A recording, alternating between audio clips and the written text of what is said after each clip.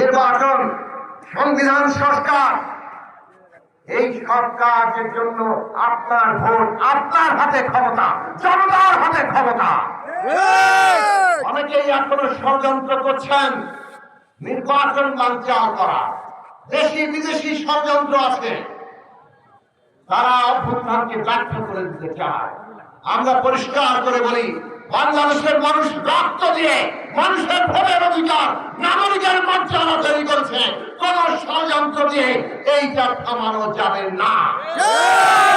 এই নির্বাচন 12 তারিখে হতে হবে, সুষ্ঠু নির্বাচন হতে হবে, গ্রহণযোগ্য নির্বাচন হতে হবে, মানুষের ভোটের অধিকার প্রতিষ্ঠা হতে হবে।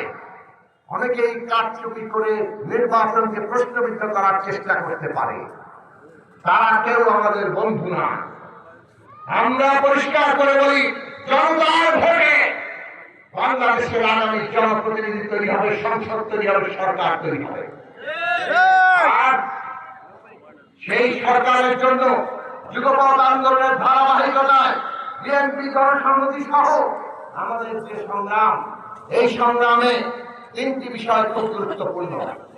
এক, স্বাধীনতা সার্বভৌমত্ব রক্ষা করা। বিএনপির বর্তমান চেয়ারম্যান জনাব তারেক রহমান গতকালকেও বলেছেন ব্রাহ্মণবাড়িয়ায়, এর আগেও বলেছেন 5ই আগস্টের আগে বাংলাদেশ আর ফিরে যাবে না। এই বাংলাদেশে আমরা স্বাধীনতা সার্বভৌমত্ব এবং গণতন্ত্র প্রতিষ্ঠা করব। গণতন্ত্র প্রতিষ্ঠার জন্য আরেকটি বিষয় খুব গুরুত্বপূর্ণ।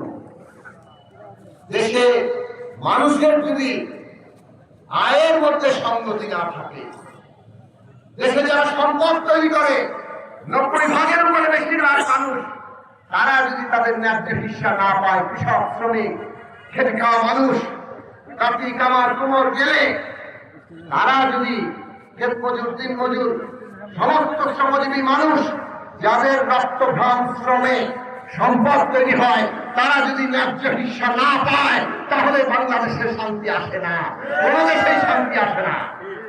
কাজেই খেটে খাওয়া মানুষের ন্যায্য হিস্সা আর সকল পরিচয়ের মানুষের, নারী পুরুষ, ধর্ম, জাতি, কোন রকম পরিচয় যাই হোক না কেন, বাংলাদেশের নাগরিক কিংবা নাগরিক নন যারা এই দেশে থাকেন, প্রত্যেকের অধিকার আর মর্যাদা প্রতিষ্ঠা করেই দেশের মানুষের ঐক্য তৈরি করতে হবে। সেই 3টি কাজ আগামী দিনে আমাদের সামনে লক্ষ্য।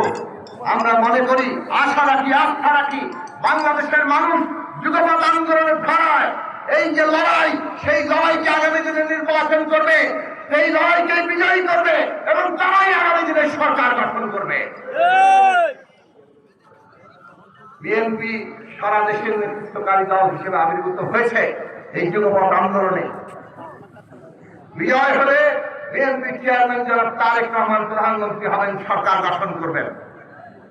আজকে আপনাদের সামনে এই কথাটা বলতে চাই, বাঞ্ছারামপুরে এসে নির্বাচন করা, এই দায়িত্ব নেওয়ার একটাই কারণ যে আমরা যুগপৎ আন্দোলনের ধারায় যতটুকু জায়গা তৈরি করেছি, এটা বাঞ্ছারামপুরবাসীর কল্যাণে যাতে কাজে লাগাতে পারি আগামী সরকার। প্রথম বিষয়, বাঞ্ছারামপুরের শিক্ষার স্বাস্থ্য একেবারেই পাল্টে ফেলতে হবে। আমাদের শিশুরা যাতে, আমাদের কিশোররা, আমাদের ছাত্ররা যাতে মান সম্পন্ন শিক্ষা পায়, দেশে এবং বিদেশে মাথা উঁচু করে গৌরবের সাথে দাঁড়াতে পারে, তার ব্যবস্থা আমাদের করতে হবে। শিক্ষার ভিত্তিটাই হচ্ছে আসল। আমাদের প্রাথমিক শিক্ষা, মাধ্যমিক শিক্ষা, এই স্তরের শিক্ষা প্রায় ধ্বংসের পর্যায়ে ফেলে দেওয়া হবে। এইটাকে আমাদের গড়ে তুলতে হবে। তার জন্য আমাদের শিক্ষার মান দরকার, দক্ষ শিক্ষক দরকার, অবকাঠামো দরকার। জিডিপির 5 ভাগ শিক্ষা এবং স্বাস্থ্য খাতে ব্যয় দেওয়ার 31 দফায় কর্মসূচি আছে। সেটা যদি বাস্তবায়িত হয়, সবাই মিলে আমরা সেই জায়গায় দাঁড়াতে পারি, সেখানে আমাদের মনোযোগ দিতে হবে।